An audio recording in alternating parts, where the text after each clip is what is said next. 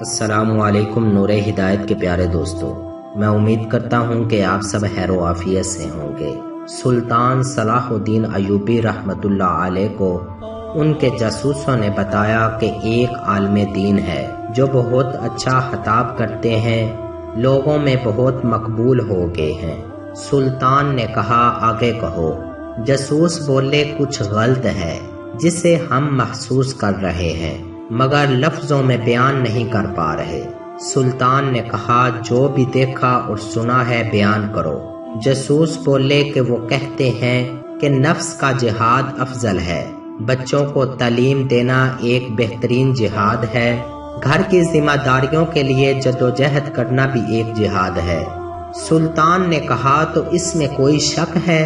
جاسوس نے کہا کہ انہیں کوئی شک نہیں، لیکن اس عالم کا کہنا ہے کہ جنگوں سے کیا ملا، صرف قتل و غارت، لاشیں گری۔ جنگوں نے تمہیں یا تو قاتل بنایا یا مقتول۔ سلطان بے چین ہو کر اٹھے، اسی وقت عالم سے ملنے کی ٹھان لی، ملاقات بیس بدل کر کی اور جاتے ہی سوال کر دیا کہ جناب ایسی کوئی ترغیب بتائیں کہ بیت المقدس کو آزاد اور مسلمانوں کے خلاف مظالم کو بغیر جنگ کے ختم کرایا جا سکے۔ عالم نے کہا دعا کریں۔ سلطان کا چہرہ غصے سے لال ہو گیا، وہ سمجھ چکے تھے کہ یہ عالم پوری صلیبی فوج سے بھی زیادہ خطرناک ہے۔ سلطان نے سب سے پہلے اپنے خنجر سے اس عالم کی انگلی کاٹ دی، وہ بری طرح چیخنے لگا۔ اب سلطان نے کہا کہ اصلیت بتاتے ہو یا گردن بھی کاٹ دوں۔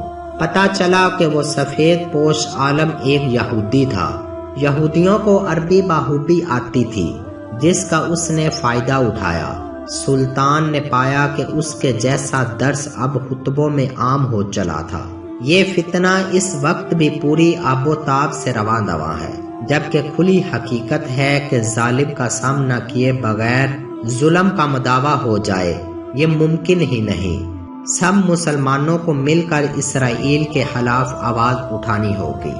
آپ لوگوں سے گزارش ہے کہ اس ویڈیو کو زیادہ سے زیادہ شیئر کریں۔